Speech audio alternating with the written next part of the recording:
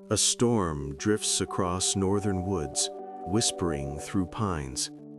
In the hush, a bobcat leaps, a clean arc shearing white silence.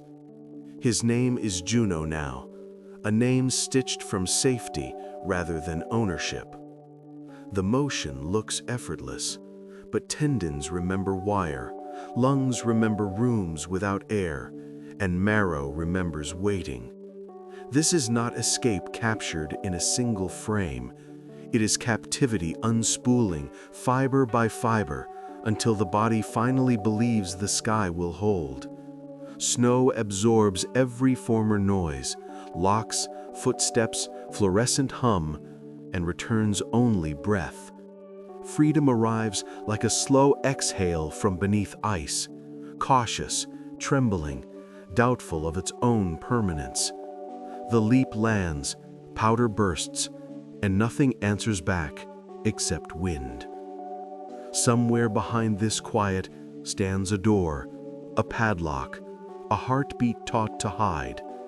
For now, there is frost, pine resin, and a life relearning how to move. Juno's breath braids into the cold, faint ghosts slipping between branches before dissolving. Instinct catalogs dangers that no longer exist. The hiss of a bulb, the sting of ammonia, the metallic aftertaste of fear. Silence here carries weight, yet it is clean, shaped by wind and distant crows, not by walls. Scars beneath his fur are sentences carved without language. The body repeats them even when the world changes subject. He pauses beneath a pine heavy with snow, tasting sap and frost, waiting for alarms that never sound. Freedom is not a meadow flung open. It is repetition until the pulse stops bracing for impact. He lowers to the drift, muscles coiling, then holds as if awaiting permission. No command comes. The sky offers only pale light, unblinking, patient. The ghosts thin. Instead of fluorescent hum, there is the granular creak of winter settling, and wilderness beginning to fit. In a southbound neighborhood, Eli Mercer stares at a ceiling softened by years, awake before alarms. Sleep abandons him at the same threshold, a door that beats in his skull like second pulse. Raids blur into paperwork and weary victories, but that room refuses to fade. Memory edits nothing. The sour air, the hesitant hinge, the way light didn't so much enter as recoil. He is not haunted by faces, charges, or evidence tags. He is haunted by what wore fear like a pelt and made no sound to be forgiven. Morning drips along the window, thin as breath on glass. He swallows the old copper taste of helplessness and lets the picture play again, this time slower, counting the small choices that separated procedure from compassion. Outside, plows grind the street. Inside, conscience keeps its own weather, cold and exacting, forecasting a day that will not end. Dana Corrin studies a voicemail that seems to weigh more than the phone. She has cataloged neglect by odor, injury, and silence, but this silence presses like a hand against the sternum. It carries the off-screen geometry of a hallway that narrows toward a single decision. Words are spare, details thin, yet beneath the clipped report runs a current she recognizes from nights when choices refuse to be neat. Outside the shelter, February scrapes its nails along the panes, promising another day of frost-bitten routines. Inside, a clock ticks with the authority of policy. She files the message, then plays it again, watching the second hand disregard urgency. Somewhere, a door stays locked by more than steel. Somewhere, breath waits for permission to continue. She cannot yet name the shape of what she will risk, only that the next hours will teach her what mercy costs. A paw print darkens, then vanishes under fresh fall, as if the snow refuses evidence. In another timeline, on tile gone greasy with neglect, the same shape smeared outward until it became stain rather than track. The two images trade places until the eye cannot separate present from residue. Pain has its own cartography.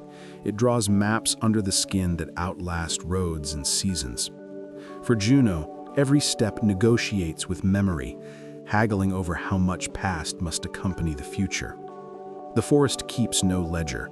It offers distance, scent, temperature, and room to turn without hitting a wall. Yet the body remains a careful historian, preserving what most needs forgetting.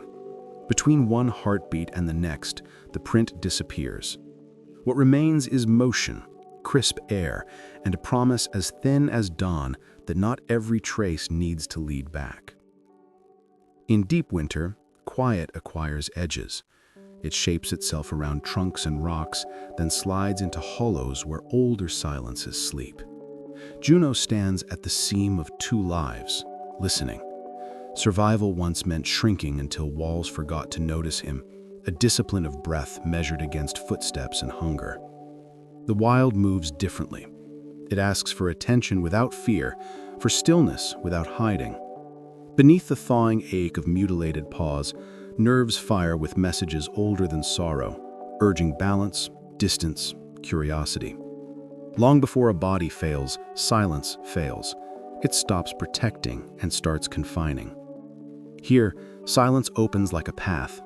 The absence of humming lights and locks is not emptiness, but invitation. Snow carries only his breathing and the small click of ice crystals settling, a language without threats. He takes it in, and for the first time, the quiet answers back with room. A hallway folds inward like a throat about to swallow. The battering ram rises, numbers fall, and time narrows to a hinge trembling under decision.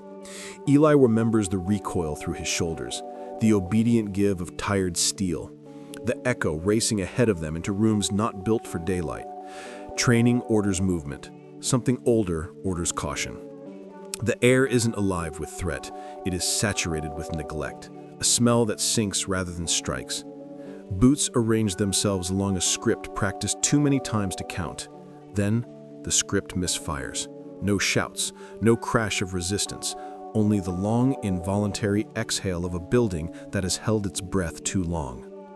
Somewhere inside that breath, another heartbeat keeps time with the fluorescent hum, smaller, faster, and trying not to be heard. Protocol carries them forward. Conscience slows the next step. The suspects are contained before adrenaline finds a place to land. What remains is a corridor that feels misaligned, as if the building were grieving. The padlocked door waits at the end, dull metal scabbed by use, vibrating with a frequency that suggests breath held too long. Eli feels the tug that separates duty from inevitability and follows it. Paperwork can count guns, drugs, and currency. Paperwork cannot count absence. Behind that door is absence shaped like a room, too small for pacing, too low for forgetting, too dark for sleep. The hallway contracts around the knob as if the structure itself is ashamed. Somewhere inside, something alive has learned to occupy less space than its body. The key tool clanks, the lock resists ceremony, and the hinge remembers every prior opening. The moment is not discovery, it is responsibility arriving. Locks speak when they fail. This one stutters, sulks, then yields with a reluctant snap that leaches heat from the air. A seam of odor spills outward, not sharp enough to warn of violence, sharp enough to shame it.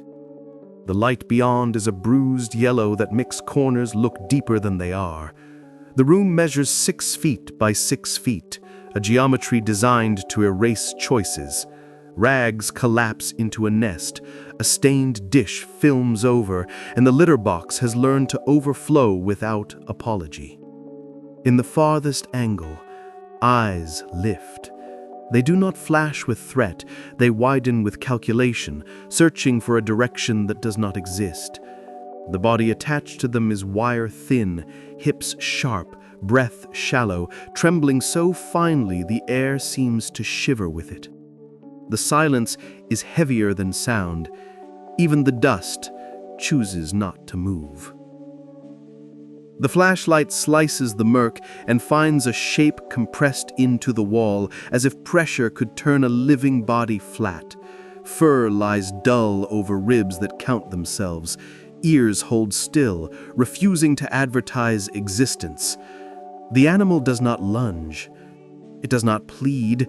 It performs the last skill captivity teaches: invisibility. Along the drywall, faint scratches inch upward, then stop where claws once argued with impossible limits. Paws are rounded and scarred, toes splayed like blunted stars. Infections atlas their heat across swollen skin. Breathing staggers, then steadies, then staggers again, a metronome set by fear rather than choice. The room has no future to offer, only sequence. Look, evaluate, leave. Yet something alters in the seeing. The light, harsh as interrogation, becomes confirmation that the world outside this box still exists, and that existence has finally remembered to look back. The air curdled inside the hallway, still heavy with chemicals and sweat. Eli stood in the doorway longer than training allowed, his pulse sinking with the dim bulb's flicker. The bobcat didn't move, its eyes dilated to full moons. The room breathed through rot and ammonia, the residue of months sealed from sun.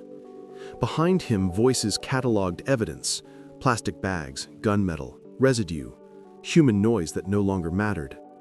What he saw wasn't part of the inventory. It was a question, alive and shaking, stripped of language. Every raid had contained cruelty, but this one distilled it. The crime wasn't what they found on the tables. It was the tiny pulse, huddled in shadow, punished simply for existing. The smell clung to his jacket, the silence clung to his spine. The flashlight dipped, caught trembling whiskers, and in that instant, duty fractured into compassion without asking permission. The officers outside called numbers, marking evidence with sterile efficiency. Inside the small room, stillness accused more loudly than any protest. The animal's gaze fixed on the light without blinking, as though the very act of seeing might cost breath. Eli sensed time folding, compressing the decades he'd spent enforcing order into this one confrontation with its absence. His breath fogged in the chill, then disappeared into the stale air. He realized cruelty required no motion. It could live perfectly inside restraint. The creature didn't snarl, didn't retreat. It simply existed, proof of neglect elevated to survival. He whispered internally the only statement that mattered. Someone did this on purpose. Outside, a radio crackled, impatient for completion. Eli stayed a moment longer, long enough to know this wasn't evidence at all. It was testimony, unspoken but absolute, and it named everyone who had looked away before. The bulb overhead hummed, spilling its jaundiced light onto rusted metal. Eli's gaze drifted across littered remnants of captivity: a cracked toy, a torn towel, a dish filmed in algae. Each object spoke in a language of neglect more eloquent than any confession. The bobcat's breathing trembled, ribs pressing against thin skin as if searching for permission to expand. Eli crouched instinctively, lowering his frame to make space in a room that had none. He noticed details his body refused to forget: the angle of bones, the matted fur, the scent of fear worn thin from overuse. This was cruelty without spectacle, quiet and practiced, the kind that erodes the soul rather than shocks it. The light buzzed again, stuttering like a pulse too tired to continue. Every blink of it burned another image into memory. The shape of suffering mistaken for obedience. The space itself seemed smaller the longer he stayed. Walls pressed inward until breath came shallow. Juno's body was folded upon itself, geometry reduced by fear. His eyes followed every twitch of light, every motion beyond reach. The padlock lay open on the floor, irrelevant now. But its absence changed nothing. The real confinement was internal. Eli's training told him to move, document, secure, but his instinct lingered. The creature was not feral, it was broken in ways that defied protocol. He felt the absurdity of calling this a room when it was clearly a wound shaped like architecture. For an instant, he saw through the lens of what had lived here, walls vibrating with remembered shouting, air sharp with denial. When he finally turned away, the light dimmed, as if ashamed of what it had revealed, yet unwilling to let darkness heal it. The stench clung like oil, ammonia tangled with metallic undertones of old fear, the kind of air that layered itself into fabric, waiting to reappear weeks later. Eli stepped back, trying to exhale it from his lungs, but the odor carried weight, as if punishment itself had mass. Beyond the doorway, boots shuffled, radios muttered, and cold wind whistled through cracks in the building's skin. The bobcat's eyes tracked him, twin coals set in ash. It wasn't aggression, it was the unspent energy of survival, bottled too long. The room whispered a history no warrant could record. Somewhere in that mess lay the evidence they came for: drugs, guns, contraband. But none of it felt criminal compared to this quiet desecration. The human offenders were cuffed, subdued, defined. The creature behind the door remained undefined, a victim without jurisdiction, waiting for mercy to notice. When the door finally closed behind him, Eli expected relief. Instead, the silence deepened, heavier than the gunmetal evidence on the tables. He recorded details by habit, words sterile against what he'd just seen. The others talked, procedures, reports, logistics, but their voices blurred, irrelevant to the verdict the scene had already delivered. There were crimes that stained paperwork, and those that stained conscience. Only one would wash clean. He knew which kind this was. The smell followed him into the hallway, ghosting his movements. It wouldn't fade. As the building emptied, his ears caught the faint scrape from behind the door. Not defiance, not escape, just life trying to continue. He paused, backlit by the flashlight's afterglow, realizing the case they'd opened would close quickly, but the story behind that sound would not. The quiet declared guilt. Every heartbeat afterward confirmed it. Outside, morning pressed weak light through warehouse windows. Eli rubbed his eyes, but the image remained. Paws rounded like stones, scarred where claws once anchored identity. Declawing wasn't surgery, it was erasure. Each toe bore a memory of pliers, infection, adaptation. The animal had been forced to relearn standing, balancing pain against instinct. It struck him how easily cruelty disguised itself as care, how human need for control masqueraded as affection. The confiscated weapons gleamed neatly under fluorescent inspection, but none carried the weight of those mutilated limbs. He thought of his own hands, how they held authority yet failed to protect. Paperwork demanded signatures, compassion demanded reckoning. He realized he'd walked through hundreds of scenes and never felt this kind of shame. The image persisted, paws trembling, trying to grip a world that had been filed smooth by someone else's comfort. Something uncoiled in him, subtle yet irreversible. Years of procedure fell silent beneath a rising pulse of anger. Regulations couldn't interpret what he'd witnessed. He wasn't supposed to feel responsible for an animal, only accountable for evidence. But responsibility had already shifted. Compassion breached chain of command as cleanly as the ram breached steel. In that narrow hallway, Eli understood that law and justice sometimes ran parallel without meeting. He couldn't erase what was done, yet he could refuse to look away. The suspect's muttering blurred behind him, excuses thin as smoke. All that mattered was the quiver of breath within the room, the fragile insistence of continued life. He felt rage not at violation, but at indifference. It settled under his ribs, permanent, waiting for the day compassion would be renamed misconduct. That day, he decided, had already arrived. The detained man offered fragments of explanation no one requested. Words like pet and Craigslist floated, landing nowhere. None could translate the cruelty visible to the naked eye. Eli watched his lips move but heard only the echo of paws dragging across concrete. The suspect's wrists clinked softly against cuffs, sound without consequence. There was no revelation, no sudden understanding, only the dull certainty that some damage exists beyond reason. In every profession built on judgment, moments arrive that erase hierarchy. This was his. He looked at the small figure caged in filth and realized human vocabulary was insufficient for apology. The room behind him breathed faintly, each exhale punctuating a collective failure. There would be reports, hearings, perhaps headlines. None would mention the quiet exchange that mattered. The instant cruelty ceased to be abstract and became personal, unforgettable, and unfixable. Long after the scene cleared, the room remained imprinted behind Eli's eyes. It wasn't memory, it was residue. The walls still hummed with panic, a frequency only conscience could detect. Everything inside had been photographed, cataloged, removed, yet the absence screamed louder than presence. He understood that documentation preserves evidence, but never meaning.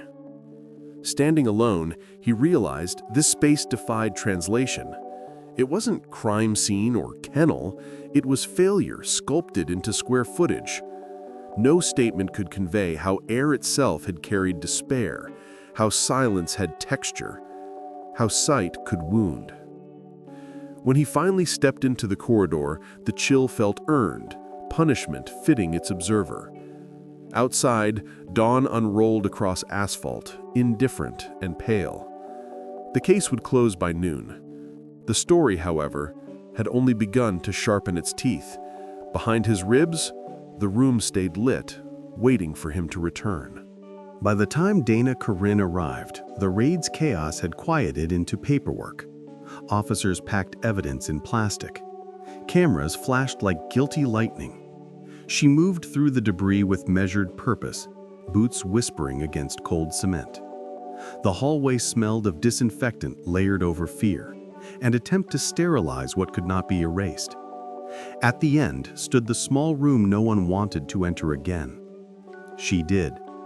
The air inside thickened instantly, saturated with neglect. In one corner, the bobcat trembled, body folded around absence. Dana didn't flinch. She had met suffering before, but never one this eloquent in silence. Kneeling, she took in the weight of its breathing, the shallow tremor beneath skin. Every muscle in her body understood. The creature wasn't wild anymore. It had been human-shaped into fragility. When she reached for her net, it wasn't capture she imagined. It was rescue disguised as procedure. Her hands moved with practiced rhythm, slow enough to calm, sure enough to protect. The net unfolded like a veil of mercy, its mesh whispering across the filthy floor. The bobcat's hiss barely reached audibility, more sigh than defiance, exhaustion stretched thin. Dana guided the fragile weight inward, securing it against its own panic. The animal's fur was damp, its limbs rigid, its heart a metronome of survival. Around them, echoes of human business continued. Radio clicks, boot scraping, orders given and forgotten. She felt as though she had stepped into another dimension where the only rule was gentleness. The creature's eyes, clouded but aware, fixed on hers. Recognition didn't pass between species, only resignation. When she lifted the net, a faint exhalation escaped, a sound older than fear. It wasn't protest, it was relief, small enough to fit inside the palm of her hand.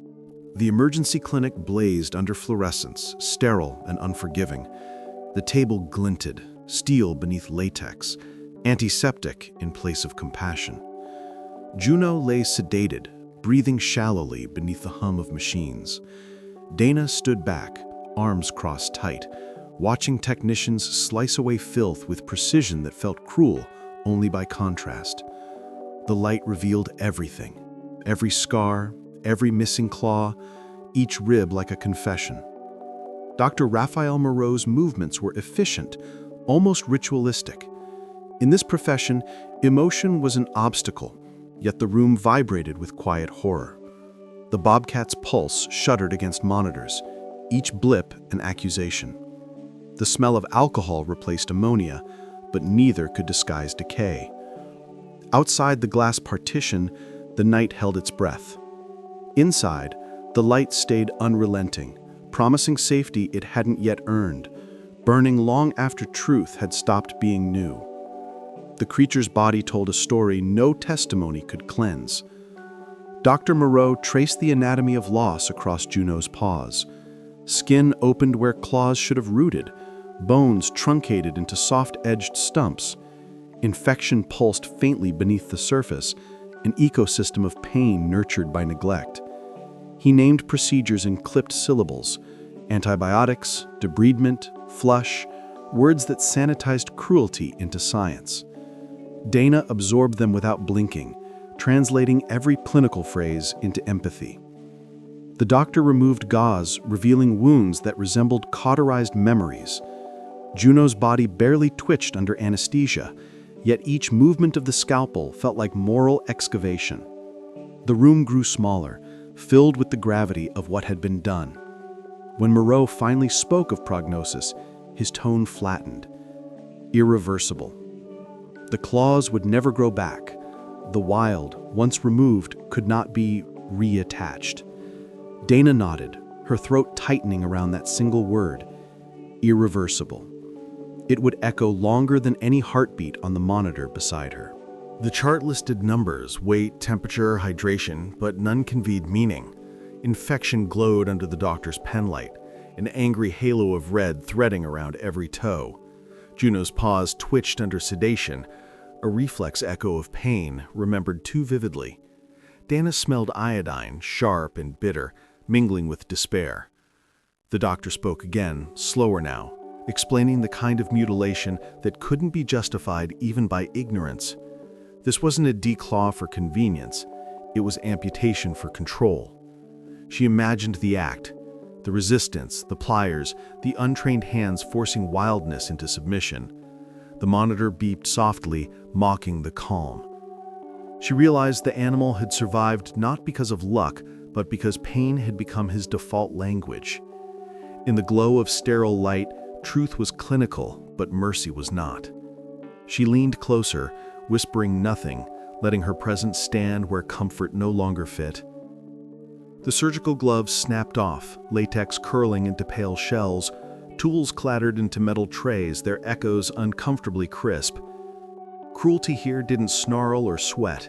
It wore gloves, moved with precision, and spoke in measurements. Dana watched the instruments rest quietly beside the animal's bandaged paws. Each piece gleamed like confession polished to professionalism. The room had the sterile dignity of completion, but the moral wound remained open. Dr. Moreau washed his hands, eyes downcast, muttering protocol to the sink. She realized compassion often arrived too late, after the paperwork, after the cut, after the law. Juno's chest rose faintly, still breathing because it didn't know how not to. The lights hummed overhead, indifferent witnesses. Dana turned away, gripping her clipboard like a weapon against hopelessness. In her mind, she drafted the impossible question: how does one report the crime of indifference to the indifferent? When she stepped into the hall, bureaucracy reclaimed her. Rules ticked louder than monitors, and the law offered its cold arithmetic. State code: any non-domesticated animal, maimed or unfit for release, must be surrendered within 24 hours. The words were simple, lethal in their neutrality. Dana felt them settle on her shoulders like lead dust. Every heartbeat inside the clinic became a countdown. She watched the second hand on the wall clock glide over numbered promises: procedure, compliance, finality. In another room, Juno slept beneath morphine, unaware that time itself had joined the list of predators.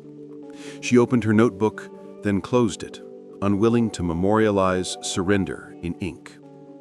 Outside, sirens whispered through frozen streets. She understood the cruelty of schedules. Mercy had an expiration date. 24 hours to find sanctuary, or compassion would become another form of execution, stamped and filed. Dana sat in her truck outside the clinic, frost seeding across the windshield. Paperwork lay on the passenger seat, lines waiting for her signature to authorize the inevitable. Streetlights flickered above, cold halos without warmth. She thought about the hundreds of animals she'd processed, the order she'd preserved, the quiet pride in following rules that kept chaos contained.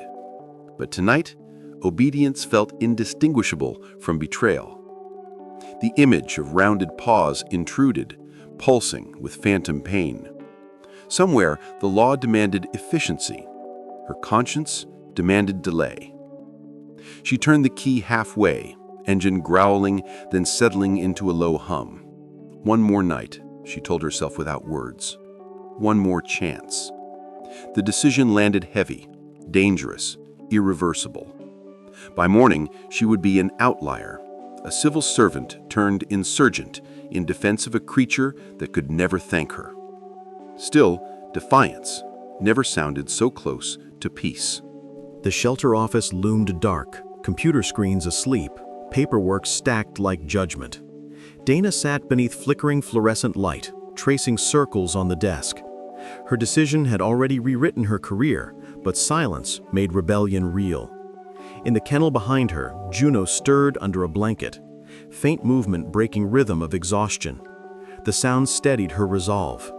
Phones lay silent, policies waited unbroken. She dialed numbers anyway, zoos, sanctuaries, rescues, each answer a polite refusal. Not equipped, no space, not eligible. Words clanged against her patience until language itself became noise. Midnight thinned the air, sharpening fatigue into focus. She pressed her palm to the kennel door, feeling warmth against metal. The law might erase her work, but it couldn't erase this gesture. Between one breath and the next, rebellion became routine, carried out under the steady surveillance of conscience alone. Morning slid gray across the shelter floor. The wall clock's hands marched without mercy, each click eroding the thin barrier between hope and surrender. Dana brewed coffee that tasted like desperation, counting minutes against courage. Behind her, Juno rested, ribs visible beneath patched fur. His breathing was steadier now, as though trust could be inhaled in increments. She read rejection emails stacked like verdicts on the monitor.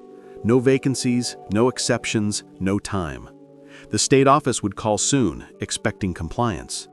She imagined the sterile voice confirming euthanasia orders, another task completed. Instead, she opened a new tab, typing names of sanctuaries beyond her jurisdiction, past her authority. The clock ticked louder, as if aware of her insubordination. 20 hours left, maybe less. Hope was no longer a virtue, it was strategy. She chose to keep counting, refusing to let the clock finish first. Phones rang unanswered, each silence carving deeper into the night.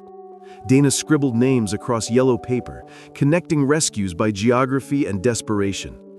Every call began with hope and ended with the same polite decline. "We can't take him. We're full. We only accept releasables." The rhythm became unbearable. Plea, pause, refusal, disconnect. Outside, snow slid down the shelter's metal roof, heavy and indifferent. Juno lay motionless in his crate, his breath shallow but even. The sound of his small world breathing kept her anchored, a heartbeat refusing to synchronize with defeat. On her desk, a clock counted downward, numbers dissolving into guilt. She realized the world's kindness had limits, measurable by funding, by space, by law. Yet the living thing behind her existed beyond all those limits, proof that survival had outlasted permission. Every node tightened the cage she was trying to open. Hours dissolved into static. Dana's hands trembled from caffeine and exhaustion. Her reflection in the computer screen blurred, eyes red-rimmed, jaw clenched. But behind her, two golden eyes gleamed with quiet persistence. Juno was awake now, watching her. Not afraid, not pleading, just present.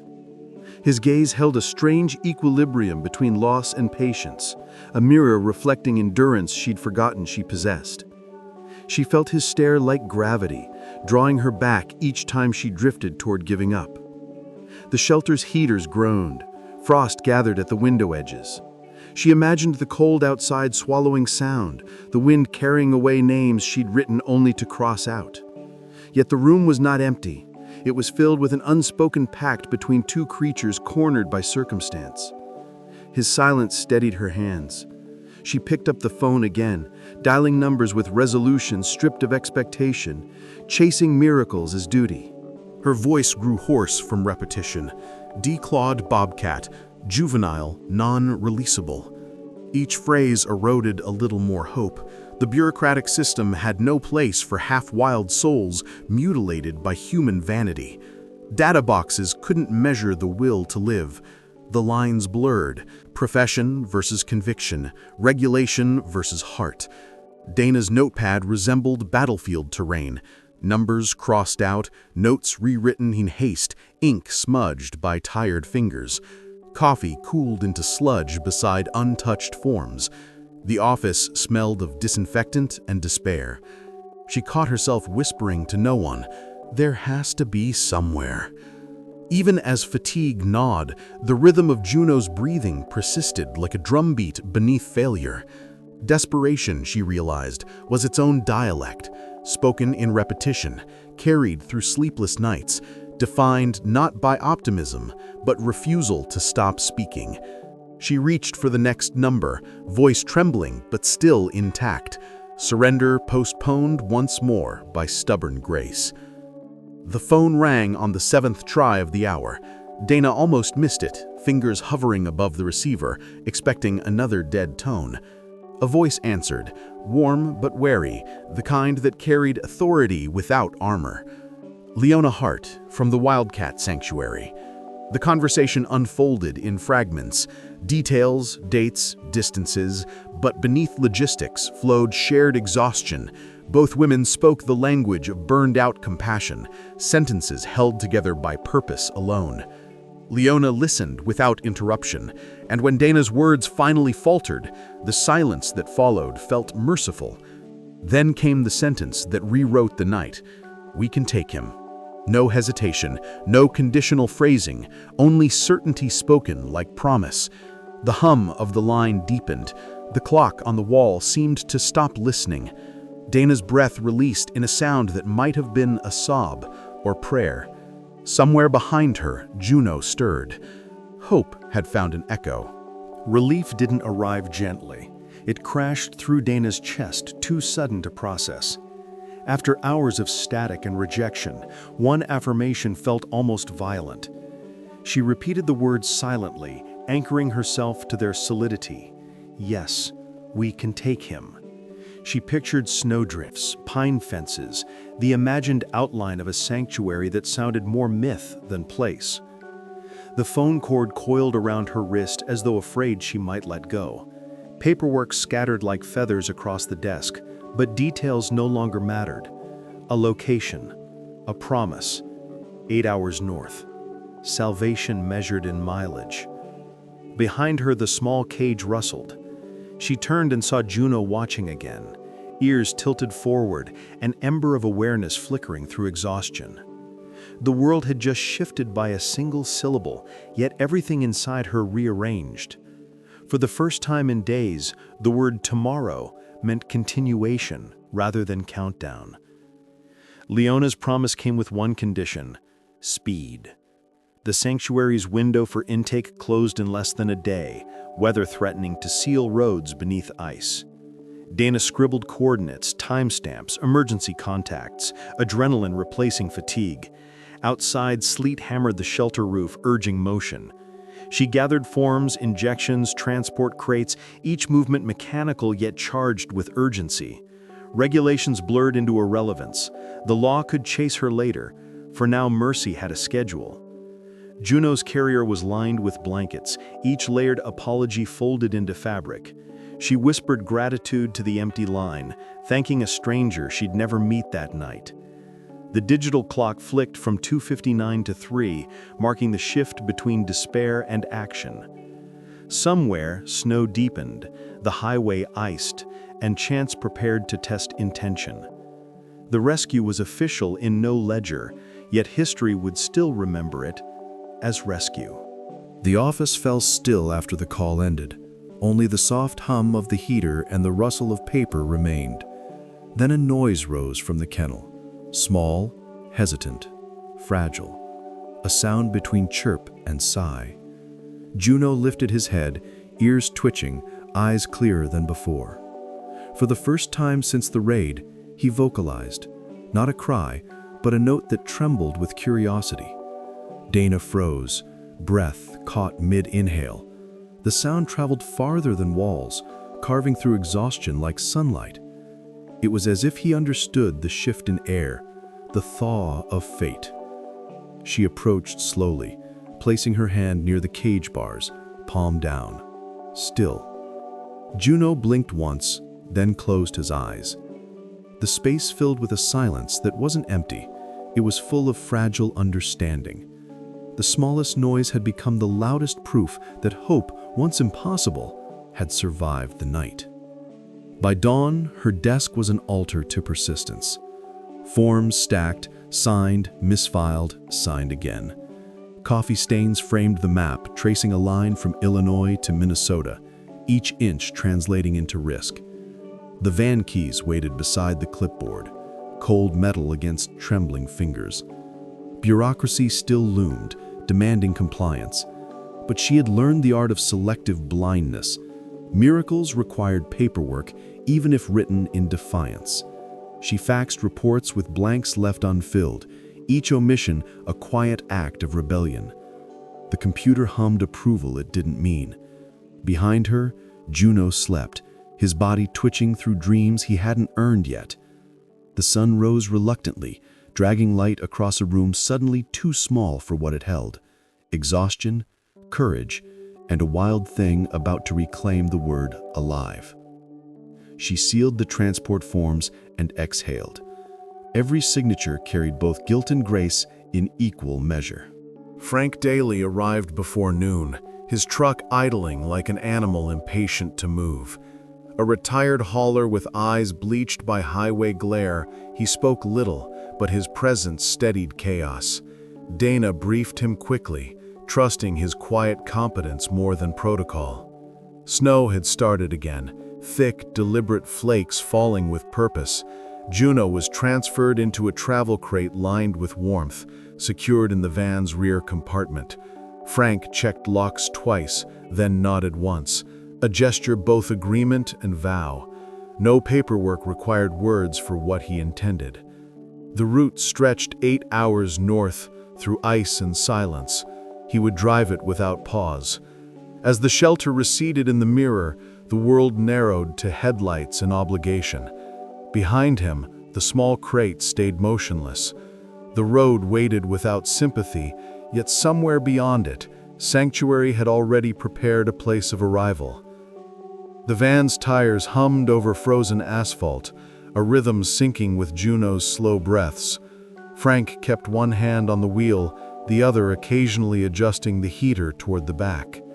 He spoke softly into the cabin, not for response, but for continuity. The storm rose and fell, reshaping the world into endless gray. On the dashboard, coffee steamed, maps fluttered, miles unrolled beneath determination.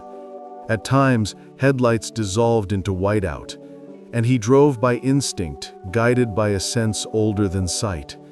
The cargo he carried wasn't just life. It was the fragile redemption of everyone who had touched cruelty and turned away. Through sleet and silence, the road itself seemed to listen, absorbing each mile as confession. The journey would not erase what was done, but with every passing exit, forgiveness began to take physical form, humming beneath tires, measured in distance rather than time. Wind clawed at the van's frame, drumming a rhythm older than speech. Snow swept sideways, wrapping the highway in sheets of blurred light. Frank's eyes squinted against glare, hands steady on the wheel, face unreadable beneath the glow of passing reflectors. The heater hummed its low lullaby, rising and falling with the storm's breath. Behind him, Juno's crate rattled once, then fell still again, lulled by motion. The world outside dissolved, towns became shadows, distance became myth. The road no longer led north, it simply led away from cruelty. Each mile folded behind them like a discarded page, unwritten history smothered by snow. Frank drove as though redemption had a schedule and dawn refused delay. In that moving cocoon of light and frost, the living cargo breathed, faint but persistent. For the first time in days, the rhythm of man and beast aligned, two survivors bound by quiet purpose. Hours blurred into gray. Somewhere past Eau Claire, the storm began to loosen, the clouds splitting into thin ribbons. Frank spoke softly, words rolling out like warm air into the cold. He didn't expect response. He needed rhythm, a voice to measure distance. He told Juno about highways that ended at oceans, about nights spent hauling freight through deserts that smelled of rust and rain. His voice filled the cabin the way memory fills silence, slowly, completely. Juno shifted once, a faint thump against the crate's wall, not fear but acknowledgement. Frank smiled without realizing it. The dashboard clock blinked past 2 a.m., time slipping its leash. The storm returned in gusts, but gentler now, as if listening. He drove on, headlights cutting a path through flurries that no longer threatened, only accompanied. Words and wind shared the road, carrying something sacred between them. Far behind them, in a quiet house heavy with insomnia, Eli Mercer sat awake. Reports were filed, evidence sealed, but peace refused to visit. The bobcat's image replayed in the darkness behind his eyes, every detail in cruel fidelity. The trembling ribs, the hollow stare, the rounded paws. He imagined the creature's fear crawling beneath his own skin, burrowing like remorse. Years of enforcement had built a wall between empathy and duty. Now, that wall leaked. He poured whiskey into a chipped mug, then left it untouched, watching dawn struggle through blinds. He had done everything right, yet it felt wrong. Somewhere out there, maybe on an endless highway, the story continued without him. He hoped it did. Redemption, he realized, wasn't for the rescued. It was for those who finally learned what needed saving. The clock ticked once. He listened, as if time might absolve him. Frank's knuckles whitened on the steering wheel as the storm thickened again. Snow streaked the windshield like static across an old screen. The road signs blurred, but he knew the route by instinct, muscle memory honed by years of night driving. The van's engine droned its mechanical hymn, unbroken and determined. In the mirror, he caught Juno's reflection, still, watchful, eyes half closed. The animal's calm steadied him more than any prayer. Each mile marker felt heavier, a measure not of distance, but devotion. He imagined Dana waiting somewhere, hoping this decision hadn't been folly. The map on the seat beside him was creased and damp, coffee-ringed, sacred. Snowplows passed in the opposite lane, brief comets trailing light. Somewhere beyond the horizon, sanctuary waited like a kept promise. Until then, distance itself became the act of faith. Every rotation of the wheels, a vow kept moving. The final stretch came without fanfare. Snow tapered to dust, the wind lost its edge, and trees closed in like quiet witnesses. Headlights glinted off a sign half buried in white, the Wildcat Sanctuary. Frank slowed, heart pacing faster than the tires. Ahead, a gate stood framed by frost and pine, iron bars softened by fresh snow. Figures emerged from shadow, bundled caretakers with lanterns instead of flashlights, faces calm, movements deliberate. The gate swung open without question, as if expectation itself had melted the lock. Frank eased the van forward, exhaling for the first time since leaving Illinois. The journey's noise faded behind him. When the engine died, the night reclaimed its silence. Thick, clean, infinite. Snow began again, but softly now, falling like forgiveness. The gate closed, sealing them inside a different kind of world, one where pain was met not with punishment, but care. Warmth gathered slowly, tangible as scent. The sanctuary's air smelled of pine and hay, not chemicals. Hands, steady, sure, lifted the crate from the van's dark belly. Frank stepped back, letting experts perform their ritual. The world here moved differently. Voices softened to murmurs, movements to rhythm. Juno blinked under lantern light, nostrils twitching, pupils wide. The building hummed with low heaters, snow dripping from rafters like muted applause. No commands, no rush, only patience, the rarest form of welcome. When the gate door opened, no one leaned close. Space itself became the greeting. The bobcat trembled once, muscles recalling instinct, then stilled. In the corner of his new world waited straw bedding and silence thick enough to heal in. For the first time since captivity, the air didn't burn. It invited. Outside, dawn cracked open across frozen trees, gentle and unafraid. Morning revealed the sanctuary as a living organism, breathing through snow and wind. Wooden enclosures stretched beneath towering pines, fences curved not to contain but to protect. Caretakers moved with choreographed quiet, boots barely scarring the drifts. Juno's crate rested inside a quarantine den warmed by radiant lamps. Ava Lang, the keeper assigned to him, took notes in silence. Observation came before affection here. Love was methodical. She watched his breathing, recorded his flinch patterns, adjusted his bedding without entering his circle. Around them, other cats moved unseen, their scents weaving through air, a vocabulary of belonging. The sanctuary pulsed with low sounds, claws on wood, snow sliding from roofs, the slow tick of heaters. Each noise reminded him that silence could mean safety.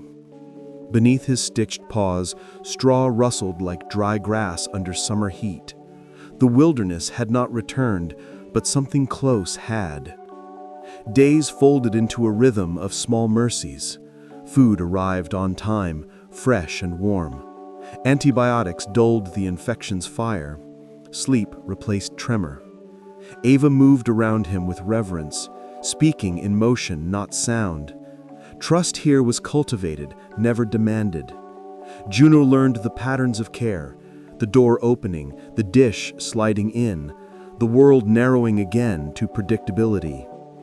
Each repetition trimmed a thread of fear. His muscles loosened, fur began to gloss beneath gentle light. Outside, the world thawed imperceptibly, a degree at a time. Inside, healing moved slower than weather, but steadier than will. The past still lived inside his body, but its voice weakened daily. Compassion, Ava understood, was not medicine. It was atmosphere. She cleaned, observed, recorded, all without breaking silence. The sanctuary walls hummed faintly, electricity and heartbeats woven together, promising endurance where freedom once failed. The moment came quietly. Ava stood by the den, clipboard forgotten, watching him finish a meal. The name Lynxie clung to the old reports, a souvenir of cruelty. It didn't fit this version of him. He deserved something unborrowed. She opened a map pinned to the wall, tracing the route that had carried him north. Her fingers stopped at a town near the halfway point, Juno. The word felt cold and luminous, born of distance and endurance. She whispered it once, letting the sound blend with wind. Names here were not ownership, they were reclamations. That evening, when the vet recorded the new identification tag, the syllables etched themselves into record as quietly as breath. Juno slept, unaware that identity had shifted around him. The past name dissolved into data, archived but powerless. In its absence, silence carried a different resonance, belonging. 2 weeks passed before the larger gate slid open. The den's wooden platform led to open snow, unmarked and dazzling. Juno paused at the threshold, muscles tense beneath thickening fur. The air held the scent of pine, cold metal, and distant rivers. No hum of machinery, no footstep waiting to strike. He lifted one paw, pressed it into snow's fragile crust, then withdrew, startled by softness. A pause, a breath, another try. This time he stepped fully, the powder sinking to his belly, unfamiliar yet right. Wind tugged at his whiskers, scattering the last scent of captivity. Behind glass, Ava watched, tears streaking her face, unseen. Juno tilted his head toward the pale sun, blinking against brightness he could barely remember. The door remained open behind him, not escape, but invitation. For the first time, horizon replaced walls. The sky felt like forgiveness made visible. The world was too large, yet perfectly still. Juno's paws pressed deeper into snow, leaving prints that filled slowly with wind-blown powder. The sky above stretched wide, unbroken, a pale gray that swallowed edges. He crouched low, testing the earth that gave beneath him. Each breath came sharp, cold, delicious. Muscles long trained for stillness began to wake. The past clung faintly, the smell of iron and damp walls echoing beneath scent of pine, but even that memory began to loosen. He lifted his head, tracking a crow's call somewhere unseen. Instinct flickered, curiosity replaced fear. The sanctuary fences glinted in morning light, boundaries gentle and purposeful. He moved a few steps farther, paws uncertain but willing. Behind glass, caretakers held their breath. In that fragile minute, the wild remembered itself, not as roar or hunt, but as quiet wonder rediscovered through survival. The snow met him like a long-forgotten language. Its cold whispered through the pads of his mutilated paws, a sting transforming into sensation. Each step rewrote an old memory, wire replaced by drift, confinement by distance. Juno lowered his face into the white, exhaled and watched warmth melt to hollow. He rolled once, tentative, then again, momentum building until laughter seemed possible in the movement itself.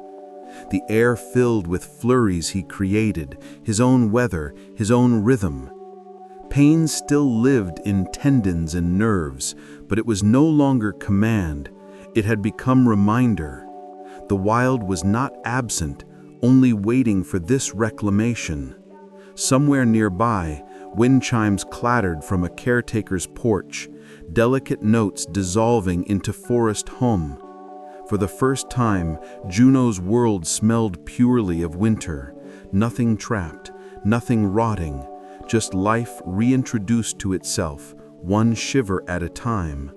After the frenzy of discovery, stillness returned. Juno perched on a wooden platform built for observation, chest rising slow beneath his new fur. He scanned the sanctuary's edges, absorbing its orchestra. Trees whispering, snow creaking, distant purrs of other residents. Each sound rewrote the meaning of quiet. He no longer listened for danger, only context. Inside the control shed, Ava watched from behind tinted glass, every movement of his captured on a clipboard and within her heart. The line between data and devotion had long since blurred. Juno turned his head once, eyes meeting hers through reflection. There was no recognition, not yet, but something softer. permission. The silence between them held no fear. It was mutual observation, the first thread of trust, invisible yet binding.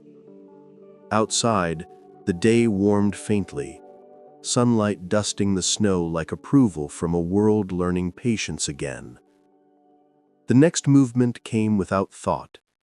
Juno gathered himself, muscles coiling beneath winter fur, and leapt from the platform into the drift below. Snow exploded upward, a silent fireworks display of white. He landed unsteadily, then crouched, eyes bright, tail flicking like punctuation. The leap was clumsy, imperfect, but real. The first true motion of autonomy since captivity. Watching from behind the glass, Ava pressed her hand to her chest, startled by the beauty of the ordinary. Freedom had no ceremony, no score. It existed only in the body's decision to move because it could. Juno bounded once more, half play, half proof. Snow clung to his whiskers, melting into droplets that glittered under morning sun. No fences defined him in that moment, no past tethered him to pain. The world, wide and white, answered his motion with silence vast enough to feel like applause. Ava didn't realize she was crying until her vision blurred. She had watched countless rescues adjust, some quietly fade, others rage against new cages, but none mirrored Juno's grace. He was still awkward, his paws unsteady, yet something transcendent unfolded in his movements. Healing was not a line drawn upward. It spiraled, looping between progress and pain. She wiped her cheeks with the back of her hand, half laughing at her own sentiment. Outside, Juno climbed a small mound of snow and sat, tail curling neatly around his feet, face turned toward pale light. The image struck her as a benediction. In a world fractured by cruelty, even partial peace felt sacred. Behind her, monitors hummed softly, recording statistics, weight, temperature, heart rate, but none could measure this. A creature once broken, now sitting upright in his own silence, alive, steady, unbearably present beneath a forgiving sky. In the adjoining enclosure, Luna stretched lazily across a fallen log, fur rippling in the weak sun. Her calm confidence filled the air like perfume, cool, indifferent, whole.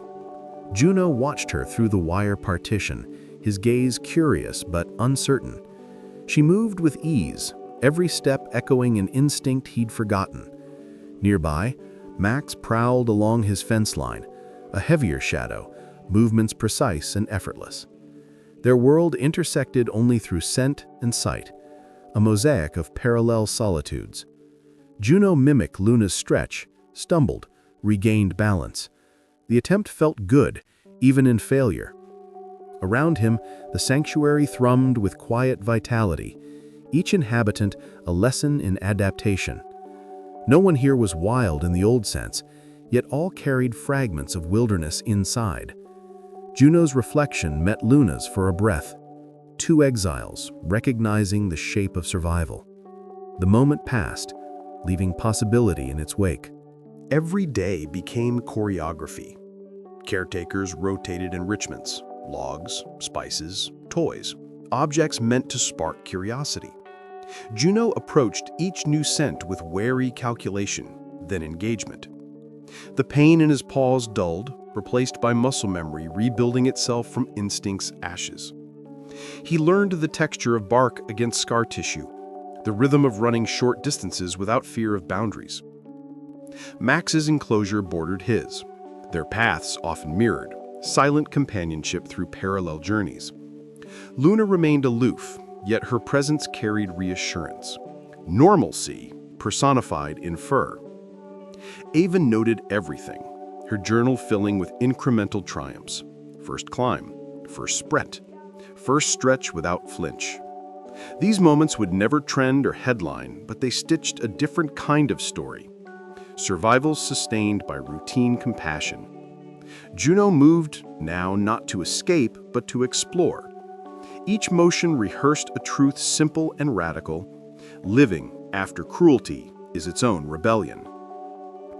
Weeks later, a transport truck rolled into the sanctuary, its tires crunching frozen gravel. Inside another crate, a young female bobcat lay curled, declawed, underweight, eyes dulled by the same human betrayal. Her arrival mirrored Juno so precisely it felt scripted by fate. Caretakers whispered plans, gradual introductions, shared scent exchanges, patient integration. Ava watched Juno's reaction from a distance. He sensed her presence immediately, tail flicking, ears alert. No aggression, just awareness. A recognition deeper than sight. Pain recognized pain. Through wire and wind, their breaths seemed to sync, two rhythms stitched by mutual history. The sanctuary staff called her Temporary Nova, a name waiting for permanence. Juno pressed his nose to the fence, the faintest gesture of curiosity. Sometimes healing required reflection. Another scarred being to remind you that brokenness could still resemble beauty. The sanctuary's air thickened with fragile hope reborn. Winter waned, light stretching longer over pines. Eli drove north one weekend, unannounced. He parked outside the sanctuary fence, unsure if entry was permitted. Through the mesh, he saw a figure resting atop a wooden platform, a bobcat, fur thick, posture regal, eyes steady. Juno. For a moment, officer and survivor shared the same air. Eli thought of that small room in Illinois, of how darkness can shrink life until it nearly disappears. Now the same creature occupied more space than silence could hold. Dana's letter had reached him weeks prior. He made it. Standing there, he understood something unspoken. The world doesn't heal itself through punishment, but persistence. Behind him, the wind moved snow into spirals, ghost-like and forgiving. He removed his gloves, pressed bare hands to cold metal, and stayed until his breath fogged the wire, merging briefly with the wild's quiet pulse. Morning returned soft and silver. Inside his enclosure, Juno crouched, tail twitching, eyes locked on nothing but possibility. He sprang forward, slicing through air, snow scattering into brief constellations. The motion froze mid-arc in sunlight, a living monument to endurance. He landed lightly, shook frost from his whiskers, and bounded once more. Around him, the sanctuary exhaled. Caretakers pausing, Luna watching from her log, Max stretching in acknowledgement. The leap meant nothing practical, yet everything essential. It declared completion, not of healing, but of belonging. Above, clouds drifted open, spilling light across fur once dulled by darkness. Juno turned his face upward, eyes narrowing against brightness he no longer feared. Freedom, he taught the watching world, isn't escape from walls, it's the rediscovery of self within them. Snow caught the light, scattering like applause. The wild, at last, had learned how to breathe again.